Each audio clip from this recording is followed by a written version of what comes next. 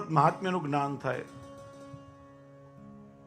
જો આગળ પણ ભગવાને વેદો દ્વારા, પુરાણો દ્વારા પોતાનું મહાત્મ્ય પ્રગટ કર્યું છે. વેદ સાક્ષાત ભગવદ વાણી છે. પણ આ કલિયુગમાં બુદ્ધિજીવીઓએ વેદના પણ મન કલ્પિત અર્થ કર્યા, મન ગણંત અર્થ કરવા લાગ્યા. ભાગવતના ગોળ તત્વને પણ કોઈ સરખી રીતે સમજાવી શક્યા નહીં. ભાગવત કથાનો ઉપયોગ પણ પેટ ભરવાના સાધન તરીકે થવા લાગ્યો કે પોતાની પ્રતિષ્ઠા માટે થવા લાગ્યો. એટલા માટે વેદ, ભગવદ્ ગીતા, બ્રહ્મસૂત્ર, ભાગવત આ બધાની એક વાક્યતા સમજાવવા માટે ઠાકોરજીને ફરીથી પોતાની વાણીની જરૂર પડી. કારણ કે ભગવદ વાણી સિવાય, ભગવત કૃપા સિવાય ભગવત મહાત્મ્યનું જ્ઞાન જીવને ન થાય. ભગવાન કૃપા કરે તો સમજાય. એ સામર્થ્ય પ્રભુ સિવાય કોઈનામાં નથી. અને વાણી મુખ દ્વારા પ્રગટ થાય. વાણ્યા યદા તદા સ્વાસ્યમ પ્રાદુર્ભૂતમ ચકારહિ. એટલે પોતાની વાણી દ્વારા પોતાનું મહાત્મ્ય પ્રગટ કરવા માટે ઠાકોરજીએ પોતાનું જ મુખ સ્વરૂપ એવા શ્રી વલ્લભને ભૂતલ પર પ્રગટ કર્યા છે. અને શ્રી મહાપ્રભુજીએ વેદ, ભગવદ્ ગીતા, બ્રહ્મસૂત્ર અને ભાગવતનું મંથન કરી એની એક વાક્યતા સિદ્ધ કરી.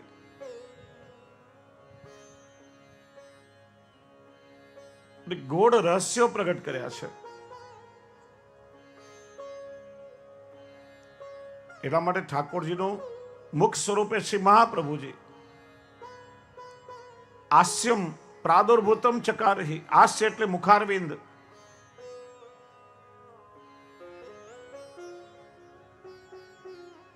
એટલે શ્રી વલ્લભની વાણી રસરૂપી છે.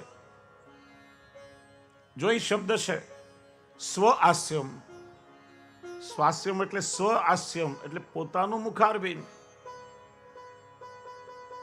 સ્વ શબ્દ કહેવાનું કારણ શું? આ કોઈ અંશાવતાર, કલાવતાર, આવેશાવતાર, અન્ય કોઈ અવતારનું મુખ નથી, પણ સ્વયં ઠાકોરજીનું પોતાનું મુખારવિંદ સ્વરૂપ શ્રી વલ્લભ છે. અવતારો તો ભગવાનના ઘણા થયા.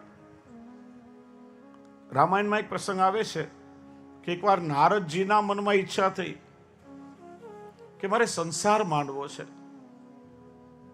મારે લગ્ન કરવા છે. રઘુપતિએ નારદજી પર અત્યંત માયાનું આવરણ મૂકી દીધું. અતિ પ્રચંડ રઘુપતિ કી માયા જાય ન લાગી અસકે જાયા.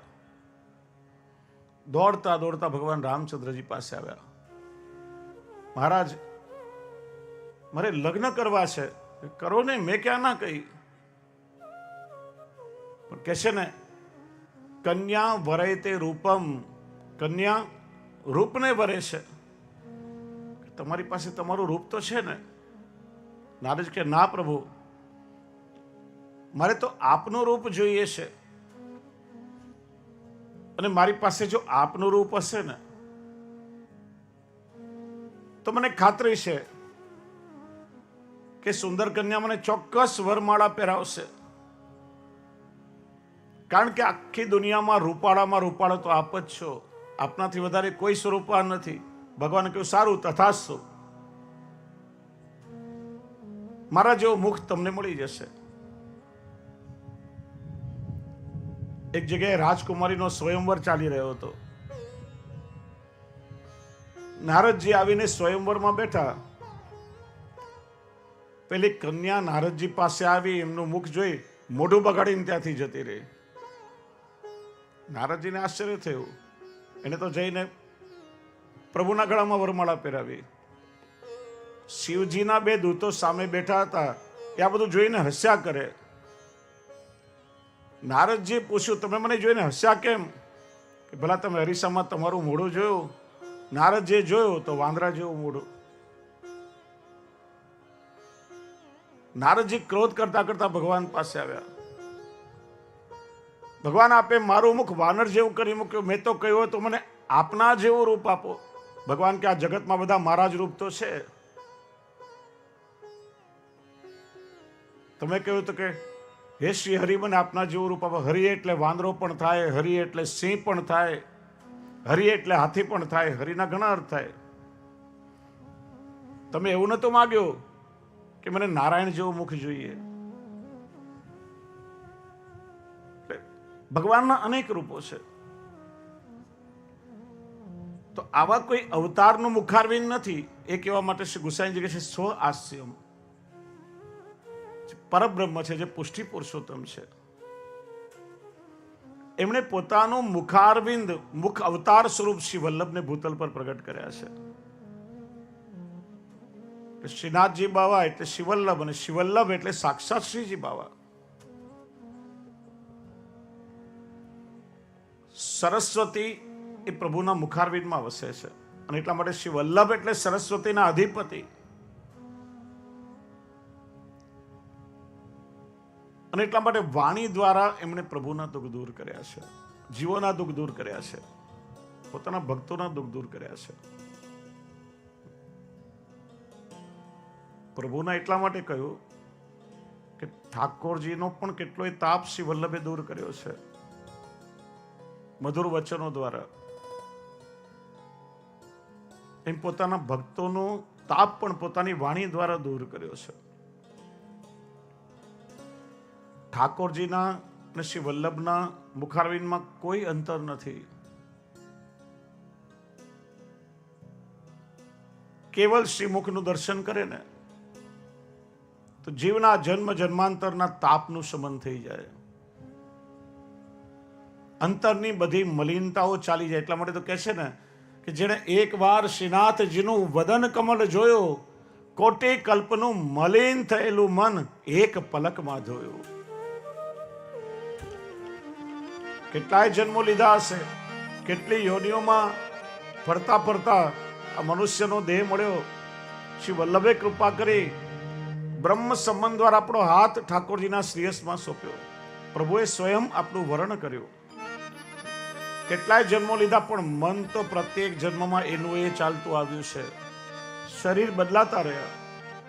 દરેક જન્મમાં કેટલાય દ્રશ્યો જોયા, કેટલી વાતો સાંભળી, કેટલાય સંસ્કારો આ મન પર થયા છે.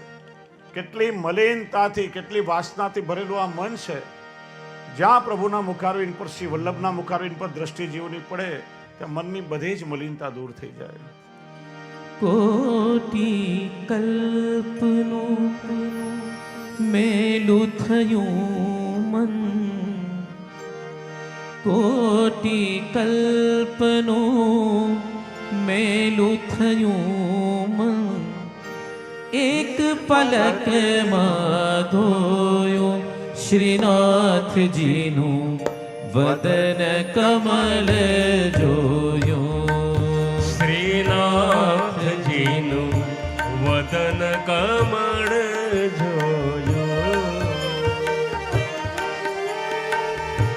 કોટી કલ્પનું મેલું થયું મન, એક પલકમાં ધોયું શ્રીનાથજીનું વદન કમળ જોયું. શ્રીનાથજીનું વદન કમળ જોયું. શ્રીનાથજી, શ્રીનાથજી, શ્રીનાથજી, શ્રીનાથજી, શ્રીનાથજી, શ્રીનાથજી, શ્રીનાથજી,